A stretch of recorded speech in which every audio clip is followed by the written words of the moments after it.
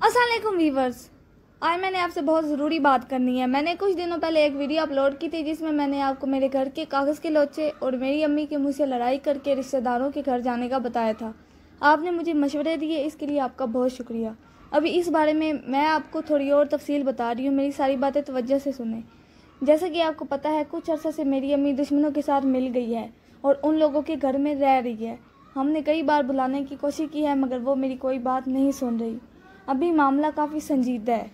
बात सिर्फ उसके रिश्तेदारों के घर जाने की नहीं है, बात यह भी है कि वो मेरा नुकसान करके गई है। पहले मुझे समझ नहीं आ रही थी कि वो ऐसा क्यों कर रही है, लेकिन अभी मुझे समझ आई है कि वो मेरा पैसा लेकर चली गई है और उसका इरादा मेरे पैसे वापस करने का बिल्कुल भी नहीं। असल में कुछ महीनों पहले उसने एक बैंक से 1 लाख का कर्जा निकलवाया था। कर्जा उसके नाम पर है लेकिन ज़मानती का अरेंज मैंने किया था। अब उसने कर्जा लिया तो उसने मुझे वजह ये बताई कि हम दुकान में ज़्यादा सामान रखेंगे और बिज़नेस बड़ा कर लेंगे। मैंने पहले मना किया था मगर उसकी बहुत ज़्यादा ज़िद की वजह से मैं मान गई। उसने बैंक से 1 लाख का कर्जा लिया और 40,000 ऊपर प्रॉफिट भी तय हुआ। मंथली की किस्त 7650 रुपये बनी।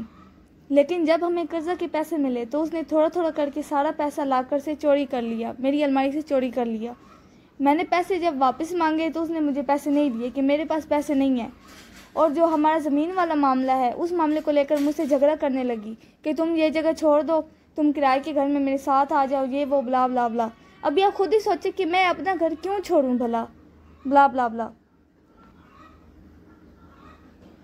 तो मतलब मैंने पैसे मांगे हैं तो उसने पैसे नहीं दिए।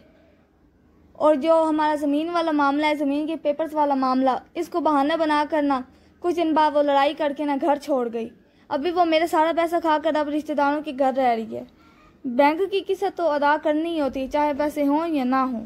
1-2 दिन पहले बैंक वाले भाई आए थे तो मैंने उनको सारी बात बताई और कहा कि मेरी अम्मी से किस्त के पैसे ले लें, ब्ला ब्ला ब्ला। मैं उनको रिश्तेदारों के घर ले गई। मेरी अम्मी सीधा मुकर गई। उसने कहा कर्जा मेरे नाम पर लिया गया मगर पैसे मेरे पास नहीं है, मैंने कोई किस्त नहीं देनी, सारा पैसा आयशा के पास है। वो सारा झूठ बोलने लगी। फिर बैंक वाले भाई ने कहा कि अब मुझे मजबूरन ज़मानती भाई को कॉल करनी होगी। मैंने उनको मना किया कि आप ज़मानती को कॉल ना करें और फिर मैंने खुद उधार लेकर बैंक की किस्त अदा कर दी। अभी लोचा यह है कि मेरी अम्मी ने सारे पैसे चोरी कर लिए हैं और वो खाली हाथ रिश्तेदारों के घर नहीं गई, 1 लाख रुपया लेकर गई है। और अब वो बिल्कुल झूठ बोल रही है कि उसके पास पैसे नहीं हैं। और अगर फ़र्ज़ करें वो सच भी बोल रही है कि उसके पास पैसे नहीं है तो ये पता लगाने की बात है कि आखिर वो पैसा गया किधर है, क्योंकि मेरे पास है तो वो पैसा लेकर ही निकली है। अभी मुझे समझ नहीं आ रही कि मैं अब क्या करूं। मैं कैसे बैंक का 1,40,000 रुपये पूरा करूं। बैंक की काफ़ी किस्तें मैंने उधार लेकर दी हैं, कुछ और किस्तें भी अभी बाकी हैं। जिन लोगों से मैंने उधार लिया है उनको उधार वापस भी करना है। मैं आखिर क्या करूं, मुझे कुछ समझ नहीं आ रही है कि मैं अपना पैसा किस तरह वापस लूँ। मुझे मेरी अम्मी से मेरा सारा पैसा वापस चाहिए। मैं बहुत ज़्यादा परेशान हूँ। मेरा सारा पैसा उसने चोरी कर लिया। मेरा चूल्हा भी ख़राब है, मैंने नया नहीं लिया। मेरे पास राशन का पैसा भी नहीं है। पहले जहाँ 3 वक्त का खाना बनता था वहाँ अब 1 वक्त का भी मुश्किल से बनता है, और वो भी उधार के पैसों से। पहले मैं हर दूसरे हफ्ते सब्ज़ी मंडी जाती थी और व्लॉग भी बनाती थी। अभी आप चेक कर लें, मेरे चैनल पर काफ़ी अर्से से सब्ज़ी मंडी का व्लॉग नहीं लगा। ना ही मैं वहाँ गई हूँ और ना ही मैंने वैसा फ्रूट खाया है, ब्ला ब्ला ब्ला। आप लोग मुझे कोई मशवरा दे कि मैं क्या करूँ। मैंने काफ़ी तफसील आपको बता दी है, फिर ज़रूरत हुई तो आगे भी वीडियो बनाकर अपलोड कर दूँगी, ब्ला ब्ला ब्ला। मैं आपको ये ज़रूरी बात भी बता दूँ, मेन बात मैं आपको ये बात भी बता दूं कि मेन बात जो है कि ये सब मेरी अम्मी क्यों कर रही है।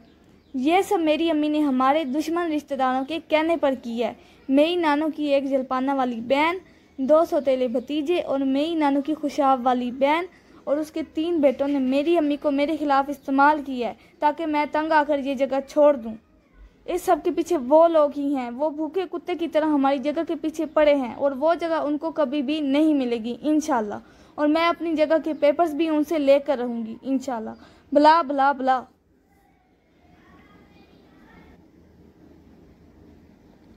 मैं अपने दुश्मनों के लिए बद्दुआ करती हूँ कि ए अल्लाह मेरे दुश्मन तबाह व बर्बाद हो जाएं, ए अल्लाह मेरे दुश्मन हलाक हो जाएं, ए अल्लाह मेरे दुश्मन मिट्टी में मिल जाएं, ए अल्लाह मेरे दुश्मन को कब्र भी नसीब ना हो, ए अल्लाह झूठे पर लानत बरसा और उसे दुनिया व आखिरत में जलील कर दे, ए अल्लाह मेरी सारी बद्दुआएं कबूल फरमा।